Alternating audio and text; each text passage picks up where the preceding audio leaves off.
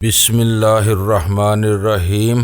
گمنام ہیرو کے معزز ناظرین السلام علیکم۔ آئیے چلتے ہیں کہانی کی طرف۔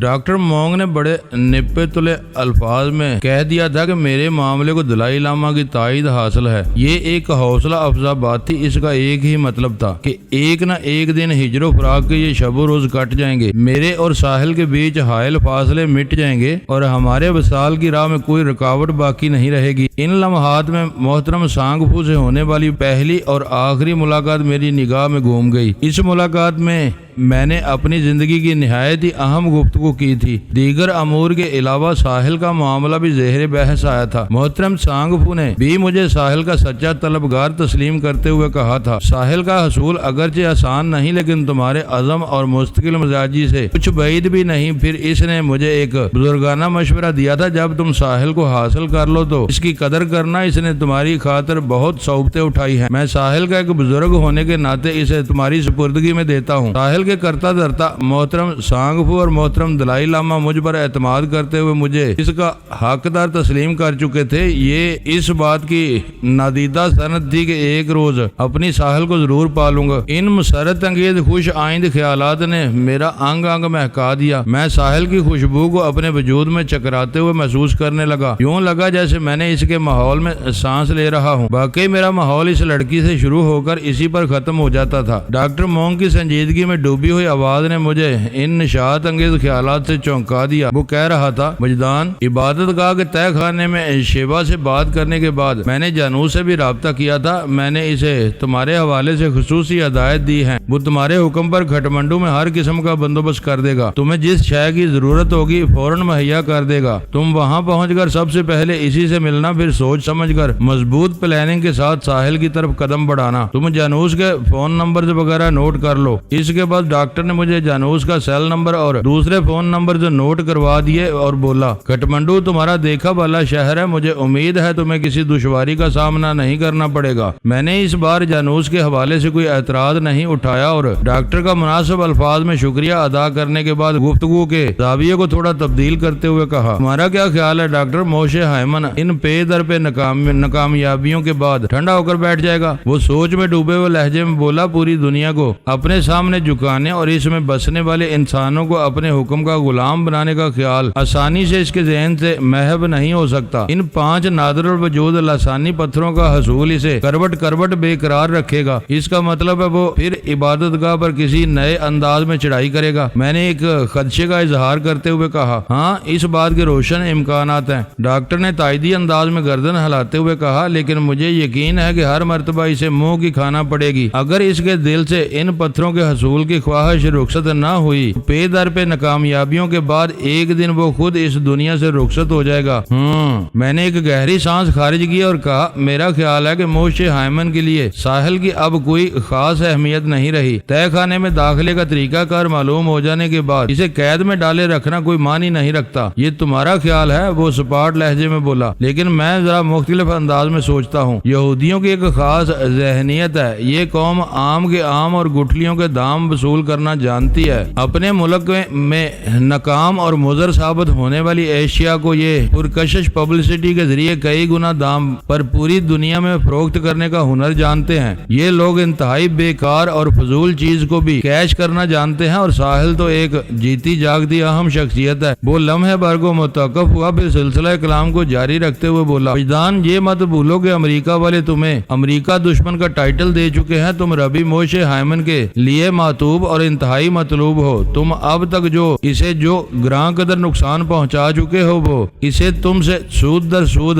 وصول کرے گا۔ ربی اچھی طرح یہ بات جان گیا ہے کہ ساحل کے اندر تمہاری جان اٹکی ہوئی ہے۔ وہ تمہیں شکار کرنے کے لیے ساحل کو چارے کے طور پر استعمال کرے گا، اور اس دوران میں وہ بھی بعض صبر آزما لمحات سے گزرے گی۔ ربی کو کبھی انڈر ایسٹیمیٹ نہیں کرنا وجدان۔ یہ تمہاری نہایت ہی بارسوخ اور طاقتور دشمن ثابت ہوگا۔ اس سے نبٹتے ہوئے تمہیں دانتوں پسینہ آ جائے گا۔ ڈاکٹر اپنی بات مکمل کرنے کے بعد خاموش ہوا تو میں میدان جنگ کے نقشے پر غور کرنے لگا۔ ڈاکٹر نے جو سنسنی خیز انکشافات کیے وہ مبنی بر حقیقت تھے۔ اب میرے اور موشے ہائمن کے درمیان ایک سنگین ٹکراؤ ہونے والا تھا۔ موشے ہائمن مجھ سے ہزاروں میل دور اس وقت اسرائیل میں بیٹھا ہوا تھا، لیکن اس کے بھیجے ہوئے دو انتہائی خطرناک افراد ڈین ہاروے اور کلاڈیا یہاں کھٹمنڈو میں سرگرم عمل تھے۔ جیمی فونڈا نے ہائی وے والی بستی سے ساحل کو اغوا کرنے کے بعد ڈین ہاروے کے پاس پہنچایا تھا، لہٰذا ڈین ہاروے کی گردن ناپنے کے لیے مجھے فوری طور پر کھٹمنڈو پہنچنا تھا اور اپنی جان تمنا کو اس کے چنگل سے چھڑانا تھا۔ میں روانہ ہو رہا ہوں ڈاکٹر، میں نے بلبلا انگیز لہجے میں کہا۔ ویری نائس، وہ ستائشی نظر سے مجھے دیکھنے لگا۔ اس کے بعد ڈاکٹر نے مجھے اس جیپ اور جانوس کے حوالے سے چند اہم باتیں بتائیں۔ میں نے ذہن نشین کرنے والے انداز میں بڑے غور سے اس کی ہدایت سنی اور آخر میں ایک ضروری سوال کیا۔ لی یان کے بارے میں کیا کہتے ہو ڈاکٹر؟ میرا خیال ہے وہ پیسنجر سیٹ پر بیٹھی ہوئی ہے۔ یہ تو مجھے بھی دکھائی دے رہا ہے، میں نے کہا۔ اس نے پوچھا پھر کیسی الجھن ہے؟ میرا مطلب ہے اس کے بارے میں کیا فیصلہ کیا ہے تم نے؟ میں نے وضاحت کرتے ہوئے کہا۔ اب یہ جوائنٹ وینچر نہیں رہا، مجھے آگے بڑھنے کے لیے سولو فلائٹ کرنا ہوگا۔ اس صورت میں لی یان کو بھی تمہارے پاس ہی رکنا ہوگا۔ اس نے ایک لمحے کو سوچا پھر بولا، میرا خیال ہے کہ لی یان کا معاملہ اسی پر چھوڑ دیتے ہیں، یہ اپنے بارے میں زیادہ بہتر طور پر فیصلہ کر سکے گی۔ پھر وہ لی یان سے مخاطب ہوتے ہوئے مستفر ہوا۔ کیوں لی یان، تم مجھے بتاؤ، یہاں میرے پاس رکو گی یا وجدان کے ساتھ جانے کا ارادہ ہے؟ میرا خیال تھا کہ اس مرحلے پر لی یان کو فیصلہ کرتے ہوئے 100 بار سوچنا پڑے گا، لیکن اس نے میری توقع کے برخلاف رد عمل کا مظاہرہ کیا۔ اس نے کوئی تردد کیا اور نہ ہی تامل ایک لمحے میں فیصلہ سنا دیا۔ اس فیصلے میں بلا کا اعتماد شامل تھا۔ میں وجدان کے ساتھ کھٹمنڈو جاؤں گی، یہ اتنا واضح فیصلہ تھا جیسے ہیڈ یا ٹیل کی صورت میں کوئی نتیجہ برآمد ہوتا ہے، یعنی ادھر یا ادھر۔ لی یان نے ادھر کو فراموش کر کے یکسر ادھر جانے کا فیصلہ سنا دیا تھا۔ ماضی میں اسی نوعیت کا ایک فیصلہ ساحل نے بھی سنایا تھا۔ اس کے والدین کی المناک موت کے بعد جب نئے بدھ بخشو نے اسے اپنی عبادت گاہ میں رکھنے کی پیشکش کی تھی تو ساحل نے وہاں رکنے کی بجائے میرے ساتھ رکنے کو ترجیح دی تھی۔ ڈاکٹر مونگ نے ٹھہرے ہوئے لہجے میں کہا، مجھے لی یان کے اس فیصلے سے خوشی ہوئی ہے۔ اس طرح کم از کم ایک فرد ہماری طرف سے بھی ساحل کی تلاش اور حصول کے سلسلے میں تمہارے ساتھ ہوگا۔ ڈاکٹر مونگ نے کم و بیش محترم سانگ فو جیسے خیالات کا اظہار کیا تھا۔ جب میں سیٹل سے نیو یارک آ رہا تھا تو سانگ فو نے راکیل کو میرے ہمراہ کرتے ہوئے کہا تھا کہ ساحل تمہاری اور ہماری مشترکہ ضرورت ہے، اس لیے بھی اس کے حصول کے لیے کوئی ایک فرد تو ہماری طرف سے بھی ہونا چاہیے۔ راکیل کے تصور نے مجھے دل گرفتہ کر دیا۔ اس نے میری دوستی کے جرم میں اذیت ناک موت پائی تھی، تاہم میں نے بھی اسے موت سے ہمکنار کرنے والوں کو عبرت ناک انجام سے دوچار کرنے میں کوئی دقیقہ فروگزاشت نہیں کیا تھا۔ الفریڈ گراہم اور سائمن اس کی موت میں حصے دار تھے۔ میں نے ان 3 افراد کو جس بے بسی کی موت مارا، مین ہیٹن کی فضا اس کی گواہ تھی اور دریائے ہارلم بھی اس شہادت میں پیش تھا جس کی گواہی کو نظر انداز نہیں کیا جا سکتا تھا۔ ان واقعات کے بارے میں سوچتے ہوئے میرے حلق میں دھواں سا بھرنے لگا۔ وجدان، ڈاکٹر مونگ نے مجھے مخاطب کرتے ہوئے کہا، لی یان کا بہت خیال رکھنا، تم جانتے ہو شون کی موت کے بعد یہ بالکل تنہا ہو گئی ہے۔ شون کا ذکر سن کر لی یان اپنے ہاتھوں کو گھورنے لگی۔ اسے بیوہ ہوئے چند گھنٹے گزرے تھے، اگرچہ شون اور لی یان کے خیالات میں زمین و آسمان کا فرق تھا، تاہم وہ اس کا شوہر تھا۔ لی یان کا دکھی اور ملول ہو جانا ایک فطری امر تھا۔ بہرحال وہ ایک بہادر عورت تھی، مجھے امید تھی وہ بہت جلد اس صدمے سے سنبھل جائے گی۔ حقیقت پسند ہونا جذباتی معاملات میں مفید ثابت ہوتا ہے۔ ڈاکٹر مونگ کی بات کے جواب میں نے کہا، تم فکر نہ کرو ڈاکٹر، میں نے نیو جرسی سے روانہ ہوتے وقت شون سے جو وعدہ کیا تھا اسے نبھانے کی اپنی سی کوشش ضرور کروں گا۔ افسوس کہ میں شون کی امانت اسے واپس نہیں لوٹا سکتا، البتہ اس کی حفاظت اب میری ذمہ داری کا حصہ ہے۔ یہ تمہارے ساتھ ہی سب سے زیادہ محفوظ رہ سکتی ہے، ڈاکٹر نے کہا۔ وہاں نیو جرسی میں NYPD اور FBI والے یہ جان چکے ہیں کہ تم شون کی ID پر لی یان کے ساتھ کھٹمنڈو آئے ہو، چنانچہ لی یان کا نیو جرسی میں قدم رکھنا موت کے دانے میں قدم رکھنے کے مترادف ہوگا۔ تمہارے دشمنوں نے اس بات کا بھی یقیناً پتہ لگا لیا ہوگا کہ تم دونوں نے کھٹمنڈو نے اناپورنا ہوٹل میں قیام کیا تھا، لہذا اب بھولے سے بھی ادھر کا رخ نہ کرنا۔ تم لوگوں کے استقبال کے لیے نیپالی پولیس کے بیس میں کوئی امریکی ایجنٹ اس ہوٹل میں موجود ہوگا۔ اس کے علاوہ علاوہ کھٹمنڈو میں موو کرتے ہوئے بھی تمہیں احتیاط کے دامن کو مضبوطی سے تھام کر رکھنا ہوگا. وہاں ہر طرف تمہاری تلاش کا کام جاری ہو چکا ہوگا. وہ ذرا دیر کو ٹھہرا پھر بات کو آگے بڑھاتے ہوئے بولا, میں نے تم دونوں کے سلسلے میں جانوس کو خصوصی ہدایت دے دی ہے. تم جب وہاں پہنچو گے تو تمام تر انتظامات مکمل ہوں گے. فی الحال تمہیں ہولیوں میں عارضی تبدیلی کے ساتھ آگے بڑھنا ہوگا. جانوس تمہارے لیے رقم کا بندوبست بھی کر دے گا. شون اور لی یان کے کریڈٹ کارڈز کو استعمال کرنے کی غلطی ہرگز نہ کرنا. ہم دونوں نے ڈاکٹر مونگ کی بات پر ساتھ کیا. ٹھیک 7 بجے ہم ڈاکٹر سے رخصت ہو کر واپسی کے سفر پر روانہ ہو گئے. لی یان چپ چپ اور اداس تھی. میں اس کی اداسی کا سبب جانتا تھا. میں شون کو تو واپس نہیں لا سکتا تھا, البتہ اسے پرسکون اور نارمل کرنے کے لیے ہیلا وسیلہ کرنا میرے اختیار میں تھا. تھوڑا آگے آنے کے بعد میں نے جیپ کو سڑک کے کنارے روک دیا. کیا ہوا؟ لی یان نے سوالیہ نظر سے مجھے دیکھا. میں نے کہا ابھی تک تو کچھ نہیں ہوا, لیکن اگر تم نے میری بات نہ مانی تو بہت کچھ ہو جائے گا. اس کی آنکھوں میں الجھن سی تیر گئی. تم یہاں ویرانے میں جیپ روک کر مجھ سے کون سی بات منوانا چاہتے ہو؟ بتاتا ہوں, میں نے پراسرار انداز میں کہا. پہلے تم پچھلی سیٹ پر جا کر لیٹ جاؤ. اس کی الجھن میں حیرت بھی شامل ہو گئی. پھر بعد میں بتاؤں گا. میں نے کہا پہلے وہ کرو جو میں کہہ رہا ہوں. چلو شاباش. میں نے اسے کسی ننھی بچی کے مانند پچکارا تو وہ تھوڑے تامل کے بعد اپنی سائیڈ کا دروازہ کھول کر جیپ سے باہر نکلی اور خاموشی کے ساتھ عقبی نشست پر جا کر بیٹھ گئی. میں نے ایک جھٹکے سے جیپ کو آگے بڑھا دیا اور کہا, میں نے بیٹھنے کو نہیں بلکہ لیٹنے کی بات کی ہے. تم آخر کرنا کیا چاہتے ہو؟ وہ گڑبڑا گئی. اپنی شکل دیکھی ہے تم نے؟ میں نے کہا. کیوں, کیا ہوا میری شکل کو؟ اس نے حیرت بھرے انداز میں دونوں ہاتھوں سے چہرے کو چھو کر دیکھا اور میرے غیر متوقع اور بے محل سوال نے سے گڑبڑا دیا تھا. میں نے ڈرائیونگ پر توجہ مرکوز رکھتے ہوئے کہا, 5 گھنٹے پہلے ہی وہاں پورے 12 بج رہے ہیں. تھکن اور نیند نے تمہیں نڈال اور بے حال کر رکھا ہے. تھوڑی دیر کے لیے آرام سے اس سیٹ پر سو جاؤ گی تو فریش ہو جاؤ گی. صورتحال واضح ہوئی تو بے ساختہ اس کے منہ سے نکلا, تمہارا حال بھی مجھ سے مختلف نہیں ہے وجدان. میری بے نسبت تم نے کہیں زیادہ محنت و مشقت کی ہے. فکر نہ کرو, اپنی باری پر میں بھی آرام کروں گا. میں نے کہا, ہائی وے والی بستی تک میں ڈرائیونگ اور تم آرام کرو گی. بستی سے کھٹمنڈو شہر تک ہم اپنی ڈیوٹی بدل لیں گے. کہو کیسا آئیڈیا ہے؟ فینٹاسٹک. وہ اداسی اور سنجیدگی کو کم کرتے ہوئے بولی. پھر اس فینٹاسٹک آئیڈیا پر عمل درآمد میں تاخیر کیوں ہو رہی ہے؟ میں نے عقبی نشست کا منظر دکھانے والے آئینے میں تکتے ہوئے کہا. تم ابھی تک بیٹھی ہوئی نظر آ رہی ہو. ادھر میری بات ختم ہوئی, ادھر لی یان بے آہستگی نشست پر دراز ہو گئی. میں لی یان کی افسردگی کم کرنے کے لیے دانستہ ہلکی پھلکی گفتگو کر رہا تھا. اس کے آخری جملے سے ظاہر ہوا کہ مجھے اپنے مقصد میں خاطر خواہ کامیابی ہوئی تھی. کسی کا دکھ بانٹنے کا یہ بھی ایک طریقہ ہے. لی یان سے بات کرتے ہوئے میرے لہجے میں محبت اور شفقت شامل ہو گئی تھی. محبت بڑا طاقتور جذبہ ہے. یہ خوشیوں کو ضرب اور غموں کو تقسیم کرتا ہے. میں لی یان سے لگاوٹ بھرے انداز میں گفتگو کر کے دراصل اس کے غموں کو زائل کرنے کی کوشش کر رہا تھا. کیری اور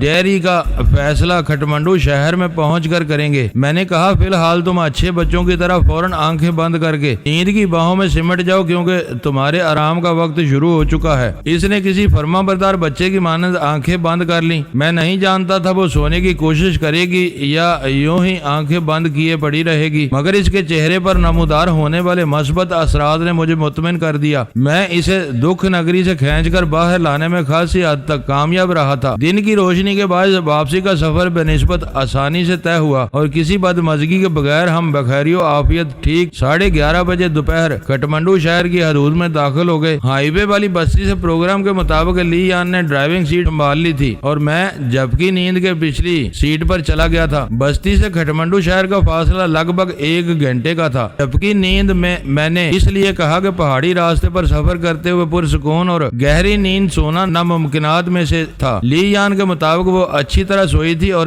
اس اچھی طرح کا مجھے بخوبی اندازہ تھا. اب میں ڈرائیونگ کر رہا تھا اور لی یان پیسنجر سیٹ پر بیٹھی ہوئی تھی. میں نے جیپ کو کورنگ روڈ پر چڑھایا تو لی یان نے کہا, وجدان کہیں رک کر پہلے جانوس کو فون کر لو تاکہ ہمیں معلوم تو ہو جانا کہاں ہے. میں نے ناگواری سے کہا, یہ شخص مجھے ایک آنکھ نہیں بایا. اگر ڈاکٹر مونگ کے اسرار نما خواہش کا خیال نہ ہوتا تو میں اس کی صورت دیکھنا پسند نہ کرتا. اب تو مجبوری ہے. وہ کندھے اچکاتے ہوئے بولی. ویسے ڈاکٹر مونگ نے یقین تو دلایا ہے کہ جانوس کو تمہارے بارے میں خصوصی ہدایت دی گئی ہے. مجھے امید ہے اب وہ کوئی ایسی حرکت نہیں کرے گا جس سے تمہیں کسی قسم کی کوفت کا سامنا کرنا پڑے. تم کہتی ہو تو مانے لیتا ہوں. میں نے जीप के बाहर निगाह दौड़ाते हुए कहा, फोन बोथ नजर आ जाए फिर मैं जीप रोकता हूँ। वो कदरे हैरत से मेरी तरफ देखते हुए बोली, क्या तुम्हें डॉक्टर की कही हुई बात का यकीन नहीं है? मैं फौरन समझ गया इसका इशारा किस तरफ था। मैंने कहा, डॉक्टर पर तो मुझे पूरा भरोसा है, इसने जो कुछ कहा है इसमें किसी शक की गुंजाइश नहीं, लेकिन मैंने जुमला अधूरा छोड़कर इसकी तरफ देखा और ठहरे हुए लहजे में कहा,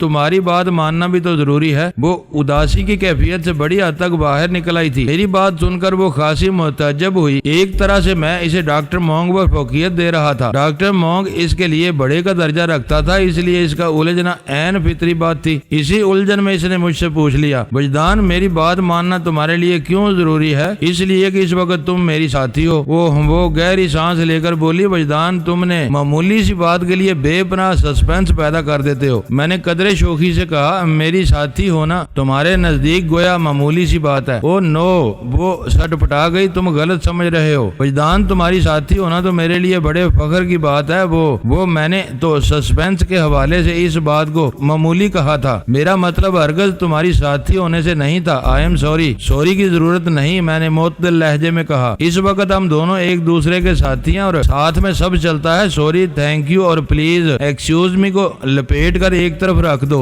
ओके। इसके होंठों पर खफीफ सा तबस्सुम उभर आया। इसके लबों के नजारे ने मुझे हकीकी खुशी दी। वो खफीफ सा तबस्सुम मेरी बहुत बड़ी कामयाबी थी। मुझे उम्मीद थी मैं ली यान की अफसरदगी और उदासी को बहुत जल्द भागने पर मजबूर कर दूंगा। इससे पहले कि वो कोई और सवाल करती, मैंने इससे पूछ लिया, ली यान, विंग हिंग की हैसियत तुम्हारे लिए एक बॉस की सी थी। मिस्टर हिंग डॉक्टर मोंग रिफोशे को अपना बड़ा समझता है। इस हवाले से डॉक्टर मोंग तुम्हारा बिग बॉस है। इबादतगाह से रुखसत होने से पहले डॉक्टर ने तुम्हारी मौजूदगी में मुझसे बड़ी अहम बातें की हैं। इससे जाहिर होता है कि डॉक्टर मोंग तुम पर बड़ा भरोसा करता है। वो सवालिया नजर से मुझे देखती चली गई। मैंने बदस्तूर ड्राइविंग जारी रखते हुए कहा, मिस्टर हिंग और डॉक्टर का तल्लक बुद्ध मत से है, क्या तुम भी बुद्धिस्ट हो? नहीं। इसने गर्दन नफी में हिला दी। मजहब के लिहाज से क्रिश्चियन हूँ, लेकिन इससे क्या फर्क पड़ता है? वो एक लम्हे को मुतकफ हुई, फिर इजाफा करते हुए बोली, मैं कोई कट्टर मजहबी नहीं हूँ। इंसान को अपने काज पर नजर रखना चाहिए। अगर सोच मस्बत, मकसद नेक और अमल तामीरी हो तो किसी के साथ भी मिलकर काम किया जा सकता है। तुम मुसलमान हो। पिछले 2 रोज से मैं तुम्हारे साथ एक मिशन में शामिल हूँ और आइंदा पता नहीं कब तक हम कदम से कदम मिलाकर चलते रहेंगे। मैंने मजहब की बहस में उलझना मुनासिब न समझा और ठहरे हुए लहजे में कहा, तुम बिल्कुल ठीक कह रही हो। ली यान का तल्लक फिलिपाइन से था। वो एक तवील अरसे से अमेरिका में रह रही थी, इसलिए इसके लबो लहजे और अंदाजो एतवार में खालिस अमरीकी रंग चढ़ा हुआ था। ताहम वो अपने खालो खत और नैन नक्श में पूरी फिलिपाइनी थी। फिलिपाइन में ईसाई बारी तनासब से मौजूद है।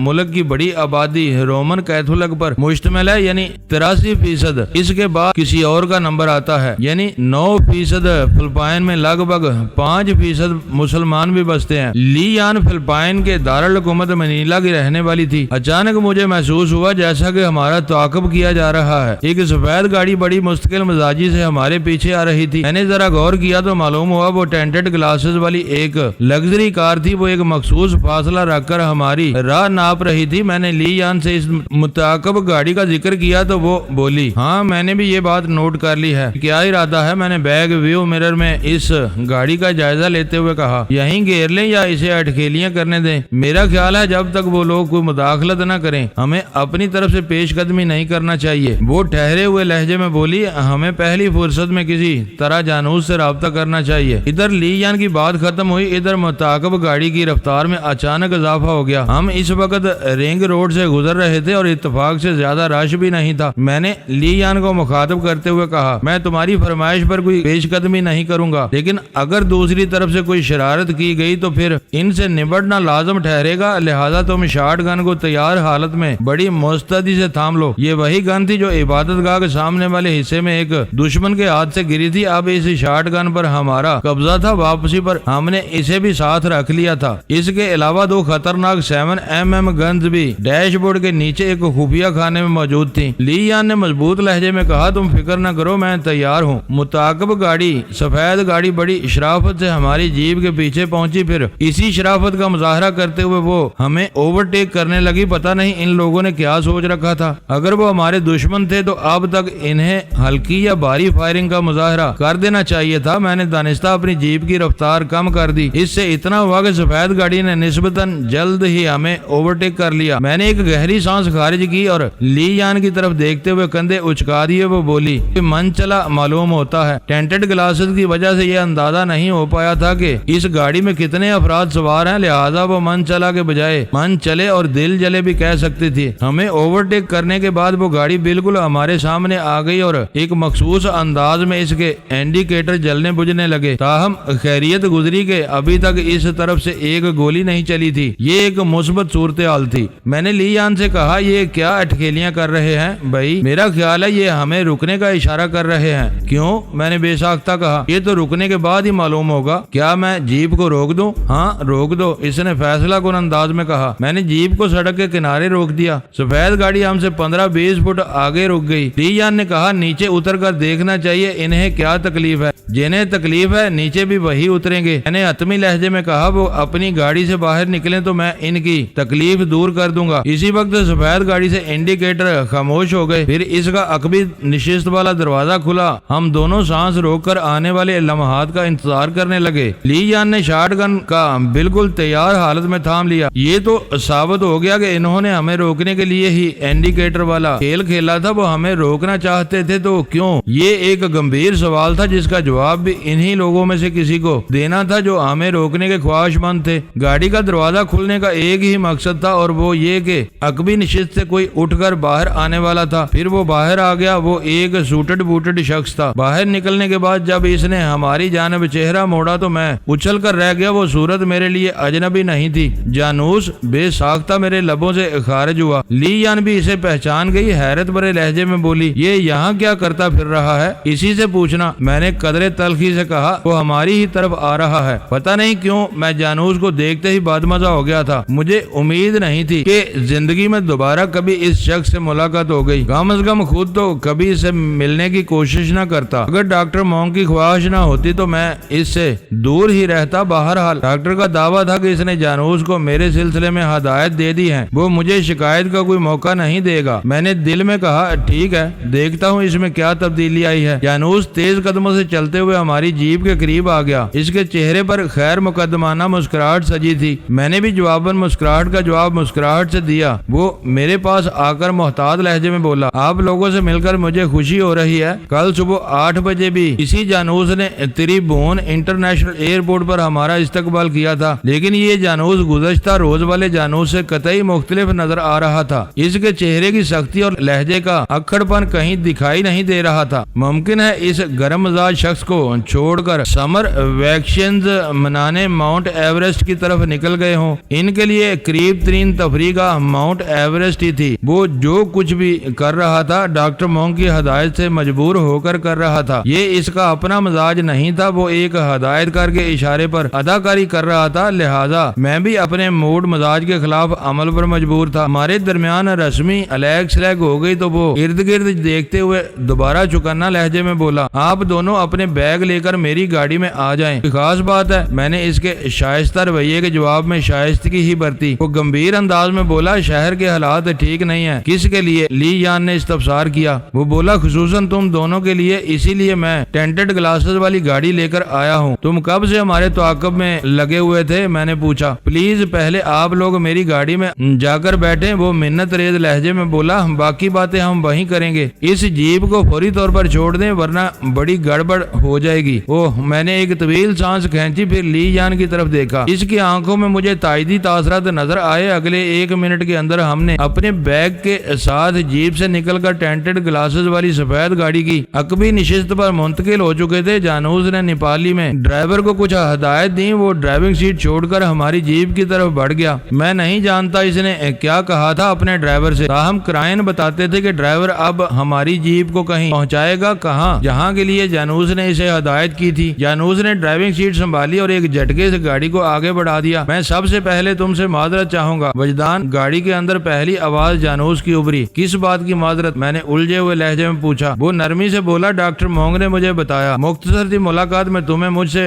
ढेर सारी शिकायत पैदा हो गई है। मैं कोशिश करूंगा आइंदा ऐसा कोई मौका ना आए। कोई बात नहीं मिस्टर जानूस, मैंने कदरे बेतकल्फी से कहा। मैं गुजरी हुई बातों को भूल गया, तुम भी भूल जाओ। गोया तुम्हें अब मुझसे कोई शिकायत جائز نہیں ہے. It's okay mister Janus, don't disturb your self. Oh thanks, وہ ممنونیت بھرے لہجے میں بولا. ایک بے نام سے تجسس نے میرے دماغ کو کسی آکٹوپس کے مانند جکڑ رکھا تھا. میں فوراً کام کی بات کی طرف آ گیا. مسٹر جانوس, اب تو ہم تمہاری ٹینٹڈ گلاس والی گاڑی کے اندر محفوظ بیٹھے ہیں. بتاؤ شہر میں ہمارے لیے کس قسم کے خطرات پیدا ہو چکے ہیں, اور یہ بھی جاننا چاہوں گا کہ تم کب سے اور کہاں سے ہمارے تعاقب میں لگے ہوئے تھے. اس نے ایک تشویش بھری طویل سانس خارج کی اور میرے سوالات کے جواب میں بتایا, ڈاکٹر مونگ نے مجھے تمہارے بارے میں سب کچھ تفصیل سے بتا دیا تھا. میرے اندازے کے مطابق تم لوگوں کو 11 اور 12 بجے کے درمیان کھٹمنڈو شہر کی حدود میں داخل ہونا تھا. لہٰذا میں 10:30 بجے سے ہی اس گاڑی میں شہر کے داخلی راستے پر موجود تھا. بے وجہ میں تمہیں وہاں روک نہیں پایا. تم کسی چھلاوے کے مانند آگے بڑھ گئے. مجبوراً تمہارا تعاقب کرتے ہوئے مجھے یہاں تک آنا پڑا. وہ ایک لمحے کو متوقف ہوا, پھر بات کو آگے بڑھاتے ہوئے بولا, اس جیپ کو فوری طور پر چھوڑنا اس لیے بھی ضروری تھا کہ ہمارے دشمن اس کا میک اور نمبر جان چکے ہیں. مذکورہ جیپ کو اور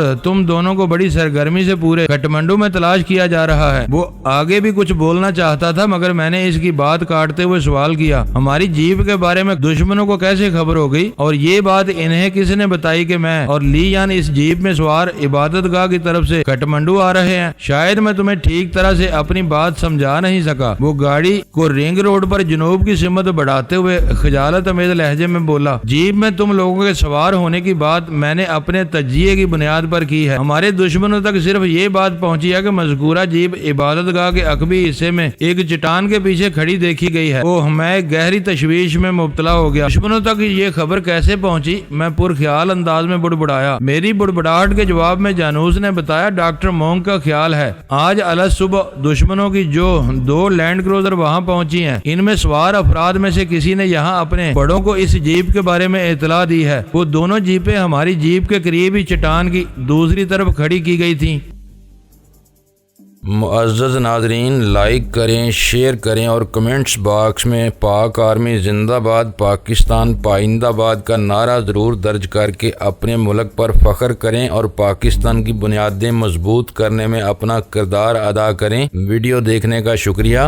معزز ناظرین, اپنا خیال رکھیے گا اور ہمارے چینل کا بھی. ISI پاک آرمی زندہ باد, پاکستان پائندہ باد.